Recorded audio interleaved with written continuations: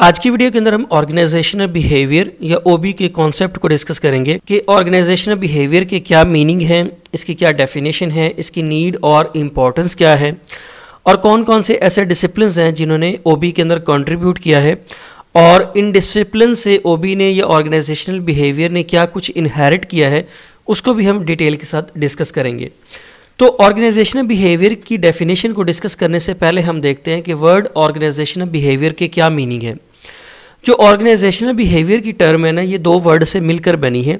एक को कहते हैं ऑर्गेनाइजेशन और दूसरे को कहते हैं behaviour.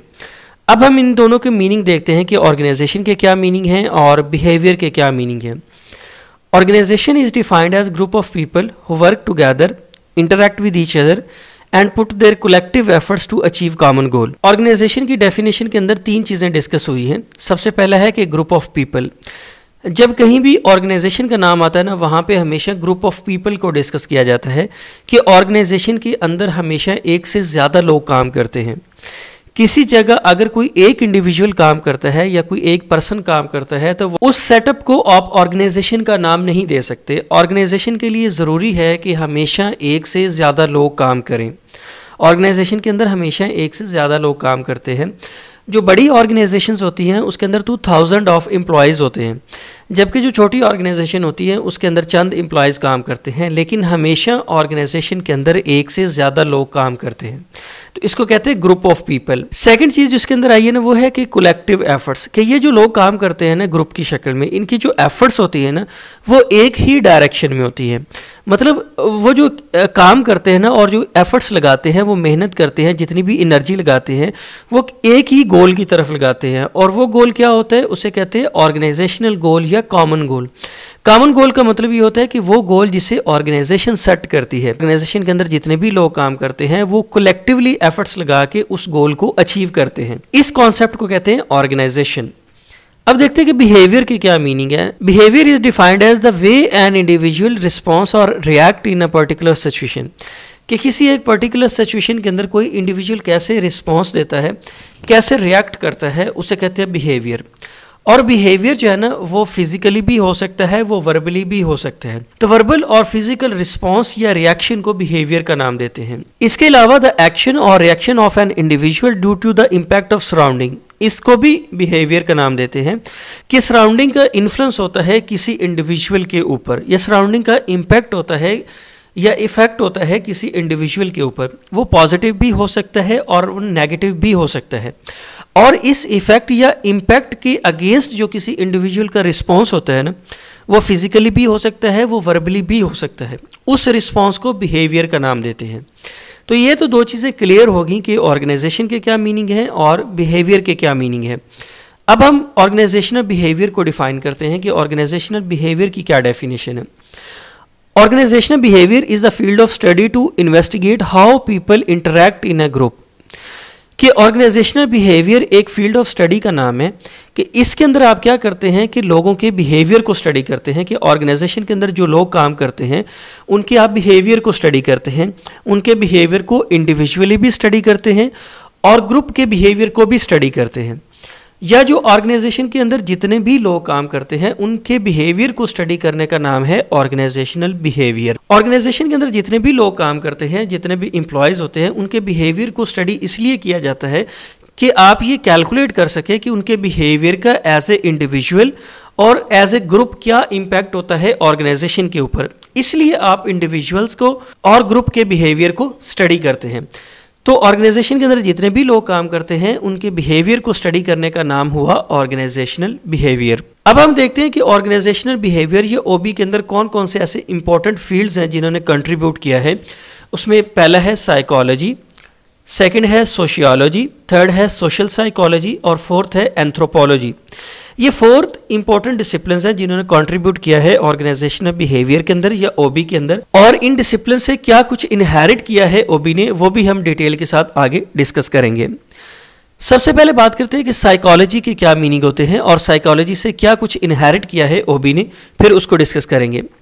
Psychology is defined as the science to understand, measure and reshape the behavior of humans and animals।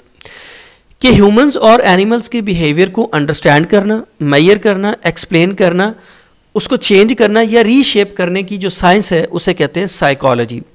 Psychology के अंदर बेसिकली क्या होता है कि आप किसी इंडिविजुअल के बिहेवियर को स्टडी करते हैं कि कोई इंडिविजुअल जो है ना वो कैसे परसीव करता है, कैसे उसका एटीट्यूड होता है, उसकी लर्निंग कैसे होती है, उसकी मोटिवेशन किस तरह की होती है, उसकी सेटिस्फैक्शन कैसे होती है, वो कैसे कोऑपरेट करता है, वो वर्कलोड को कैसे मैनेज करता है। मतलब साइकोलॉजी के अंदर आप क्या करते हैं कि किसी इंडिविजुअल के बिहेवियर को स्टडी करते हैं। और ऑर्गेनाइजेशनल बिहेवियर के अंदर या ओबी के अंदर क्या कुछ इनहेरिट हुआ है साइकोलॉजी के अंदर, उसमें पहला है परसेप्शन कि कोई इंडिविजुअल कैसे परसीव करता है, फिर है एटीट्यूड कि किसी इंडिविजुअल को एटीट्यूड कैसे है और एटीट्यूड कैसे डेवलप होता है और उसको कैसे चेंज किया जा सकता है, फिर है लर्निंग कि किसी इंडिविजुअल की लर्निंग कैसे है, वो कैसे मोटिवेट होता है, उसको मोटिवेट करने की क्या तरीक़ेकार होना चाहिए, वो कैसे सेटिस्फाई होता है अपने काम से, वो कैसे कोऑपरेट करता है दूसरों के साथ, वो अपने काम को कैसे मैनेज करता है। तो ये चीज़ें जो आई है ना ओबी के अंदर, ये आई है थ्रू साइकोलॉजी। जो नेक्स्ट डिसिप्लिन है ना जिसने कंट्रीब्यूट किया है ओबी के अंदर वो है सोशियोलॉजी। सोशियोलॉजी के अंदर आप क्या करते हैं कि इंडिविजुअल्स के बिहेवियर को स्टडी करते हैं इन connection with society, environment and culture. कि साइकोलॉजी के अंदर क्या हुआ कि साइकोलॉजी के अंदर आप किसी इंडिविजुअल के बिहेवियर को इंडिपेंडेंटली स्टडी करते हैं, जबकि सोशियोलॉजी के अंदर क्या होता है कि आप इंडिविजुअल्स के बिहेवियर को तो स्टडी करते हैं लेकिन उस बिहेवियर को in connection with society, in connection with environment और in connection with culture study करते हैं। और आप ये देखते हैं कि सोसाइटी का या इन्वायरमेंट का या कल्चर का क्या इफेक्ट या क्या इम्पैक्ट होता है किसी इंडिविजुअल के बिहेवियर के ऊपर, इसको कहते हैं सोशियोलॉजी। और सोशियोलॉजी से क्या कुछ इनहेरिट किया है ओबी ने, उसके अंदर आता है ऑर्गेनाइजेशनल कल्चर, क्योंकि यहाँ पे आपने कल्चर का इफेक्ट डिस्कस किया था और ये देखा था कि कल्चर का क्या इम्पैक्ट या इफेक्ट होता है किसी इंडिविजुअल के ऊपर। फिर है ऑर्गेनाइजेशनल कम्युनिकेशन। ऑर्गेनाइजेशनल कम्युनिकेशन के अंदर भी ऑर्गेनाइजेशन का एक स्ट्रक्चर होता है जिसके थ्रू ऑर्गेनाइजेशन के अंदर कम्युनिकेशन की जाती है। फिर है कोऑपरेशन के लोग ग्रुप में कैसे एक दूसरे के साथ इंटरेक्ट करते हैं, यहाँ पे भी आपका इन्वायरमेंट आ जाता है। फिर है कंट्रीब्यूशन कि अगर लोग एज अ टीम मेंबर के काम कर रहे हैं तो टीम मेंबर के अंदर वो कैसे एक दूसरे के साथ अपना कंट्रीब्यूशन देते हैं टीम के अंदर। फिर है पोजीशन, है पावर, है पॉलिटिक्स। तो ये चीज़ें आती हैं इन्वायरमेंट के अंदर कि ऑर्गेनाइजेशन की जो इन्वायरमेंट है उसके अंदर पोजीशन किस तरह डिस्ट्रीब्यूटेड है, पावर और पॉलिटिक्स किस तरह है। और इसके अंदर बेसिकली क्या होता है कि आप ये स्टडी करते हैं कि सोसाइटी का, एनवायरनमेंट का या कल्चर का क्या इम्पैक्ट या इफेक्ट होता है किसी इंडिविजुअल के बिहेवियर के ऊपर, इसको कहते हैं सोशियोलॉजी। और सोशियोलॉजी से जो चीज़ें इनहेरिट हुई हैं ओबी के अंदर उसमें है organisational culture, communication, structure, cooperation, contribution, position, power, politics. जो नेक्स्ट डिसिप्लिन है ना जिसने कंट्रीब्यूट किया है ओबी के अंदर वो है social psychology. Social psychology basically combination है सोशियोलॉजी का और साइकोलॉजी का। सोशल का मतलब है सोशियोलॉजी और साइकोलॉजी का मतलब है साइकोलॉजी। ठीक है, अब ये सोशल साइकोलॉजी के अंदर आप क्या करते हैं कि सोशियोलॉजी में आप क्या करते हैं कि इंडिविजुअल के बिहेवियर को स्टडी करते हैं इन कनेक्शन विद इन्वायरमेंट, कल्चर और सोसाइटी, जबकि साइकोलॉजी में आप किसी इंडिविजुअल के बिहेवियर को इंडिपेंडेंटली स्टडी करते हैं। और सोशल साइकोलॉजी के अंदर आप क्या करते हैं कि social psychology studies how people interact with others और ग्रुप्स। यहाँ पे आप ये देखते हैं कि लोग ग्रुप्स में किस तरह इंटरेक्ट करते हैं। ग्रुप का मतलब ये है कि जिस जगह एक से ज़्यादा लोग काम करते हैं वो आपस में कैसे इंटरेक्ट करते हैं या ग्रुप के अंदर लोगों का बिहेवियर कैसे होता है, उसको स्टडी करने का नाम है सोशल साइकोलॉजी। और सोशल साइकोलॉजी से क्या कुछ इनहेरिट किया है ओबी ने, उसके अंदर है ग्रुप थिंकिंग। ग्रुप थिंकिंग का मतलब ये है कि बहुत सारे लोग मिल बैठ के किसी एक पॉइंट पे डिस्कशन करते हैं, अपने आइडियाज़ देते हैं, अपने ओपिनियन देते हैं। उसके बाद है ब्रेनस्टॉर्मिंग। ब्रेनस्टॉर्मिंग भी ऐसे ही होती है कि किसी एक इशू पे लोग मुख्तलिफ आइडियाज़ देते हैं और फिर उस आइडिया को सिलेक्ट किया जाता है जिसके फेवर में मैक्सिमम लोग होते हैं। इस तरह group decision making. Group decision making भी इसी तरह की जाती है कि बहुत सारे लोग किसी एक डिसीजन के हवाले से जब डिस्कशन करते हैं, अल्टरनेटिव्स देते हैं, अपना पॉइंट ऑफ व्यू देते हैं, तो उसके बाद जो डिसीजन मेकिंग की जाती है ना उसमें यह देखा जाता है कि जो मैक्सिमम लोगों की जो राय है, जो मैक्सिमम लोगों की का ओपिनियन है, उसी को सिलेक्ट किया जाता है। तो यहाँ पे भी यही हो गया कि लोग ग्रुप में कैसे सोचते हैं, कैसे आइडियाज़ देते हैं, कैसे डिसीजन मेकिंग करते हैं, वो टीम वर्क उनका कैसे होता है या कम्युनिकेशन कैसे होती है, क्योंकि कम्युनिकेशन भी आमतौर पर ग्रुप्स में होती है। तो ये सारी चीज़ें इनहेरिट हुई हैं ओबी के अंदर थ्रू सोशल साइकोलॉजी। अब हम नेक्स्ट डिसिप्लिन को डिस्कस करते हैं, वो है एंथ्रोपोलॉजी। एंथ्रोपोलॉजी का क्या मतलब है कि एंथ्रोपोलॉजी स्टडीज़ वेरियस सोसाइटीज़, कि डिफरेंट सोसाइटीज़ को स्टडी करने का नाम है एंथ्रोपोलॉजी। आप डिफरेंट सोसाइटीज़ को स्टडी करने का क्या मतलब होता है, या आप क्यों स्टडी करते हैं डिफरेंट सोसाइटीज़ को, उसमें आप ये देखते हैं कि डिफरेंट सोसाइटी के अंदर रहने वाले लोगों की नॉर्म्स क्या हैं, उनकी वैल्यूज़ क्या है, उनका कल्चर क्या है। और किसी एक सोसाइटी को स्टडी करने से आपको पता चलता है कि उस सोसाइटी में रहने वाले लोगों का बिहेवियर किस तरह का है, उनके सोचने का स्टाइल किस तरह का है, उनके काम करने का स्टाइल किस तरह का है, उनका कल्चर क्या है, उनकी वैल्यूज़ क्या है। तो इसमें आप बेसिकली क्या करते हैं कि आप क्रॉस कल्चरल एनालिसिस करते हैं। आप दो कल्चर का डिफरेंस देखते हैं या उनके अंदर वैल्यूज का डिफरेंस देखते हैं या कल्चरल नॉर्म्स को एवेलुएट करते हैं। तो एंथ्रोपोलॉजी के अंदर क्या हुआ कि आप डिफरेंट सोसाइटीज़ को स्टडी करते हैं। एक ऑर्गेनाइजेशन जो होती है ना, उसके अंदर जो लोग काम करते हैं वो डिफरेंट सोसाइटी से बिलोंग करते हैं, और हर एक सोसाइटी की अपनी नॉर्म्स होती हैं, अपना कल्चर होता है, अपनी वैल्यूज़ होती हैं। तो इसीलिए आपको ज़रूरत पड़ती है कि आप डिफरेंट सोसाइटीज़ को स्टडी करें। जैसे फॉर एग्जांपल एक कंट्री है ना, तो एक कंट्री के अंदर डिफरेंट स्टेट्स होती हैं या डिफरेंट प्रोविंसेस होते हैं।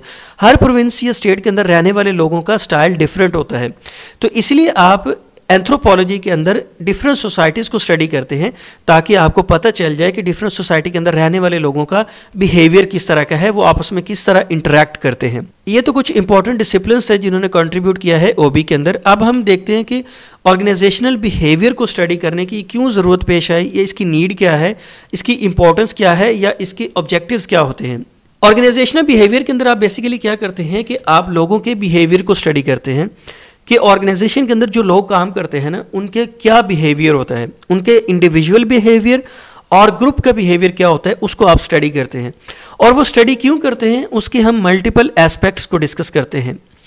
उसमें पहला एस्पेक्ट ये है कि OB helps to create ethical and respectful work place environment. हमने एंथ्रोपोलॉजी के अंदर देखा ना कि आप डिफरेंट सोसाइटीज़ को स्टडी करते हैं। वहाँ पे आपका क्या मकसद होता है कि आप ये देखते हैं कि डिफरेंट सोसाइटी के अंदर रहने वाले लोगों का बिहेवियर किस तरह का है। अगर आप एक सोसाइटी को स्टडी करते हैं ना, तो वहाँ पे आपको पता चल जाता है कि उस सोसाइटी से जो लोग बिलोंग करते हैं उनका कल्चर क्या है, उनकी वैल्यूज़ क्या है, उनका नॉर्म्स क्या है, उनके एटीट्यूड या बिहेवियर क्या होता है। तो जब आप डिफरेंट सोसाइटी को स्टडी कर लेते हैं तो एक ऑर्गेनाइजेशन के अंदर जो लोग काम करते हैं वो डिफरेंट सोसाइटीज़ से बिलोंग करते हैं। तो हर सोसाइटी के चूँकि कल्चरल डिफरेंसेस होते हैं, उनके वैल्यूज़ के डिफरेंस होते हैं, उनके नॉर्म्स के डिफरेंस होते हैं, उनके काम करने का स्टाइल डिफरेंट होता है, उनका बिहेवियर डिफरेंट होता है। इससे आप क्या कर सकते हैं कि आप ऐसी स्ट्रैटेजीज़ बना सकते हैं कि आपका जो वर्क प्लेस एनवायरनमेंट हो ना, वो एथिकल हो, रिस्पेक्टफुल हो, कि आपकी ऑर्गेनाइजेशन के अंदर अगर माइनॉरिटीज़ भी काम करती हैं तो उनको भी रिस्पेक्ट मिले, उनके भी एथिक्स का ख्याल रखा जाए, उनके साथ डिस्क्रिमिनेशन ना हो। तो इसीलिए आप लोगों के बिहेवियर को स्टडी करते हैं। जो दूसरा इंपॉर्टेंट एस्पेक्ट है ना कि OB helps to predict and reshape behaviour of individuals, कि जब आप लोगों के बिहेवियर को स्टडी कर लेते हैं ना कि और आपको पता चल जाता है कि लोग कैसे बिहेव करते हैं, तो आप कहीं ना कहीं इस तरह की स्ट्रैटेजीज बना सकते हैं कि आप के लोगों के बिहेवियर को रीशेप कर सकें, उनको चेंज कर सकें। हमने ये चीज़ देखी थी साइकोलॉजी के अंदर कि साइकोलॉजी के अंदर आप इंडिविजुअल के बिहेवियर को स्टडी करते हैं और उसको चेंज भी कर सकते हैं, मेजर भी कर सकते हैं और एक्सप्लेन भी कर सकते हैं। अच्छा, नेक्स्ट चीज़ आ गई कि OB helps to develop required skills in the employees.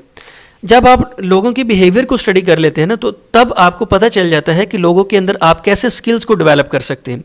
हमने साइकोलॉजी के अंदर देखा था कि साइकोलॉजी से ओबी के अंदर क्या कुछ आया है, उसमें इंडिविजुअल की लर्निंग भी आई है कि कोई इंडिविजुअल कैसे लर्न करता है, वो कैसे परसीव करता है, वो कैसे सीखता है। तो जब आप बिहेवियर को स्टडी कर लेंगे तो फिर आप अप्रोप्रिएट लर्निंग टेक्निक्स भी डिज़ाइन कर सकते हैं एम्प्लॉयज़ के लिए। नेक्स्ट है कि OB helps to increase motivation and job satisfaction. हमने साइकोलॉजी के अंदर देखा था कि साइकोलॉजी के अंदर आप इंडिविजुअल्स के बिहेवियर को स्टडी करते हैं ना, तो वहाँ पे आप देखते हैं कि कोई इंडिविजुअल कैसे मोटिवेट होता है। दो लोगों के मोटिवेट होने का तरीक़ेकार डिफरेंट हो सकता है। किसी इंडिविजुअल के लिए एक चीज़ इंपॉर्टेंट है, मतलब अगर आप उसको मॉनेटरी बेनिफिट्स दे दें, उसकी सैलरी बढ़ा दें या उसको बोनस दे दें या उसको कमीशन दे दें, तो वो उससे मोटिवेट हो जाएगा। लेकिन कोई दूसरा इंडिविजुअल ऐसे है जिसको गाड़ी चाहिए या इसको पोजीशन चाहिए या पावर चाहिए, तो उसको मोटिवेट करने के लिए आपको उसको प्रमोशन देना पड़ेगी या उसका स्टेटस इंप्रूव करना पड़ेगा, जबकि दूसरे इंडिविजुअल को आपको मॉनेटरी बेनिफिट्स देके भी आप मोटिवेट कर सकते हैं। इस तरह है जॉब सेटिस्फैक्शन कि कुछ लोग अपनी जॉब से जल्दी सेटिस्फाई हो जाते हैं, कुछ का लेवल ज़्यादा होता है। तो ये डिपेंड करता है कि दो लोगों की बिहेवियर किस तरह का है, उनका एटीट्यूड किस तरह का है, कि वो जॉब से जल्दी सेटिस्फाई हो जाते हैं या नहीं होते, या उनकी जॉब की एक्सपेक्टेशंस क्या है। ओबी प्रमोट्स इनोवेशन एंड क्रिएटिविटी। ये कैसे आती है कि जब आप लोगों के अंदर रिक्वायर्ड स्किल्स को डेवलप कर लेते हैं, उनके आप एटीट्यूड या बिहेवियर को स्टडी कर लेते हैं, उनके अंदर मोटिवेशन लेके आ जाते हैं या जॉब सेटिस्फैक्शन लेके आते हैं, तो इससे क्या होता है कि एम्प्लॉयज़ अपनी मैक्सिमम कंट्रीब्यूशन देते हैं, वो चैलेंजिंग टास्क लेते हैं, वो आउट ऑफ द बॉक्स सोचते हैं, वो अपने अंदर इनोवेशन लेके आते हैं, वो क्रिएटिव आइडियाज़ पे काम करते हैं। नेक्स्ट है OB increase individual and organisational performance. जब आप इंडिविजुअल के बिहेवियर को चेंज कर लेते हैं ना, उनके बिहेवियर को पॉजिटिव कर लेते हैं, उनके अंदर रिक्वायर्ड स्किल्स को डेवलप कर लेते हैं, उनको मोटिवेट कर लेते हैं, या उनके अंदर जॉब सेटिस्फैक्शन को डेवलप कर लेते हैं, या उनके अंदर क्रिएटिविटी और इनोवेशन ले आते हैं, तो इससे क्या होता है कि इंडिविजुअल्स की भी परफॉर्मेंस बढ़ती है। और जब इंडिविजुअल्स की परफॉर्मेंस बढ़ती है ना, तो इससे ओवरऑल ऑर्गेनाइजेशनल परफॉर्मेंस भी इंक्रीज होती है। तो ये भी चीज़ आपको अचीव होती है थ्रू ऑर्गेनाइजेशनल बिहेवियर। नेक्स्ट है OB helps in efficient utilisation of human resources.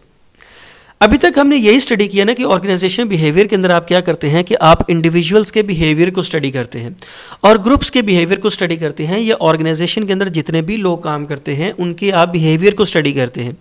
जब आप लोगों के बिहेवियर को स्टडी कर लेते हैं ना, तो तब आपको पता लग जाता है कि कौन सा इंडिविजुअल कौन सी जॉब को पसंद करता है। तो आप अगर उसको वही टास्क असाइन करेंगे या उसकी नेचर के अकॉर्डिंग उसको टास्क देंगे ना, तो वो अपने काम को बेहतर तरीके से एग्जीक्यूट करेगा। तो इससे क्या होगा कि आपके जो ह्यूमन रिसोर्सेज होंगे उनकी इफेक्टिव यूटिलाइजेशन होगी। नेक्स्ट है OB helps to create businesses effectively and efficiently. जब आपने अपने एम्प्लॉयज़ को मोटिवेट कर लिया, उनके अंदर स्किल्स भी डेवलप कर ली और उनकी परफॉर्मेंस को इंक्रीज कर लिया, या और ह्यूमन रिसोर्सेज की इफेक्टिव यूटिलाइजेशन कर ली, तो इससे क्या होता है कि इससे ओवरऑल जो आपकी ऑर्गेनाइजेशन होती है या जो आपका बिजनेस होता है वो भी इम्प्रूव होता है, वो भी इफेक्टिव होता है, वो भी एफिशिएंटली ऑपरेट करता है। तो ये सारे एस्पेक्ट्स इसकी नीड और इम्पोर्टेंस में आते हैं। I hope you understand my point. Thank you very much.